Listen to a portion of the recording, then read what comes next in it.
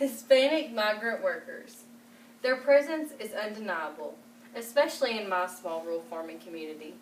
I see them at the grocery store, in fields working, at school functions, and on many late-night evenings, sitting on the porches of many tenant houses in my area. Groups of Hispanic, non-English speaking young men, here working on local farms. My own family farm is a host to legal H-2A workers. I feel bad admitting, however, that I have very little knowledge about who they are, between the language barriers, my limited free time, and obvious cultural differences. Getting to know these neighbors is not an easy task. In my research for this assignment, most of the statistical info was no surprise.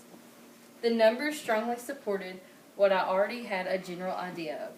According to the National Agriculture Survey, 7 in every 10 farm workers was born outside of the U.S., a mass majority being Hispanic, and 2/3 are under the age of 35.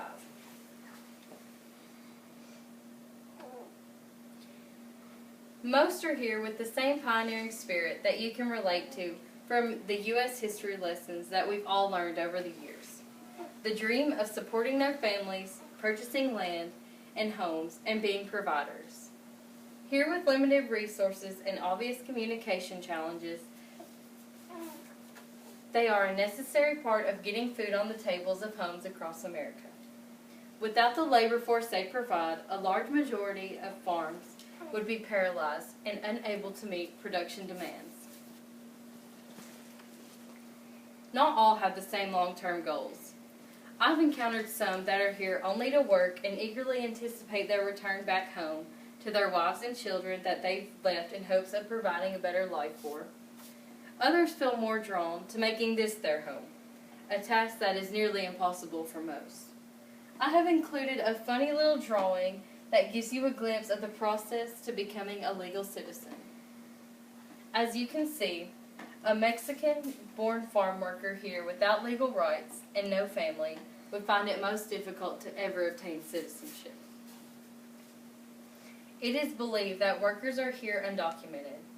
This undocumented status unfortunately opens a door to an uglier side of migrant work. That makes me less than proud. Growing up on a farm, my siblings and I have come to know many migrant workers over the years.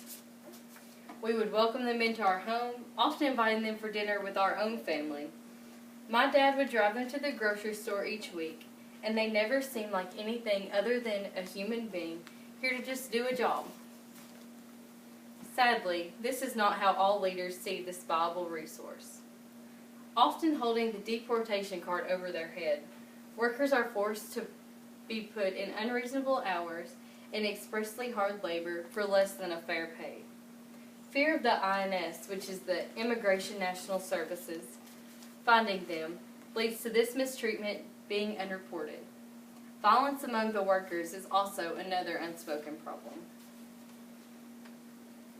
How can we fix what is broken?